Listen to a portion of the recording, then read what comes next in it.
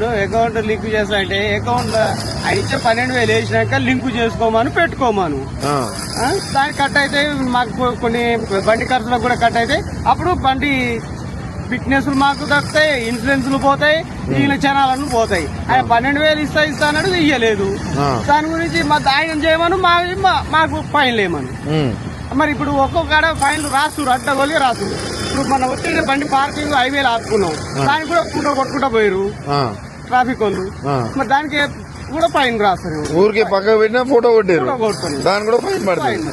Call checking కాడ కూడా కొట్టిరు. అది పరిస్థితులు ఉంది. ఎక్కడ పడితే అక్కడ కొడుతున్నారు, కొడుతురు. మరి ఇప్పటికే కొడుతురు. అవి కట్టాలంటేనే ఎప్పుడో ఒకసారి అప్పుడు టీఆర్ఎస్ ప్రభుత్వం ఉన్నప్పుడు 50 రూపాయలు కట్టాలన్నారు. 200 ఉంటే 50 రూపాయలు ఫైన్ కట్టాలని పెట్టింది ఒక ఎస్పీ గారు ఎవరు వచ్చి పెట్టింది. అప్పుడు కట్టేసినాం. మళ్ళా ఇప్పుడు మళ్ళా ఉన్నాయి, అవి పొడిగిస్తూనే ఉన్నారు, మళ్ళా చేస్తూనే ఉన్నారు. అసలు స్కీమ్ రావట్లేదు, మళ్ళీ ఏం పెట్టట్లేదు. డిస్కౌంట్ ఇచ్చినప్పుడు కట్టేసినాం. ఇప్పుడు మరి ఇప్పుడు డైరెక్ట్ లేదు, ఇక ఏది లేదు, ఇక కొట్టుడు దొరికించుకుని రాస్తున్నారు. ఇప్పుడు చాలా కట్ అయితే మాకేం ఫ్రీ బస్ వచ్చిన కాంచి అయితే ఇబ్బంది ఉంది. అది మహిళలకు ఒక 25 ఏళ్ళ కాంచి 2,500 రూపాయలు ఇచ్చేసుకోమనండి, పెళ్ళైన వాళ్ళకి ఇచ్చేసుకోమనండి, ఫ్రీ బస్సు తీసేయమనండి. రోడ్ల మీద పడ్డాం, పడేది ఉంది, పడ్డాం కూడా. ఆల్రెడీ పడ్డారా? పడ్డాం.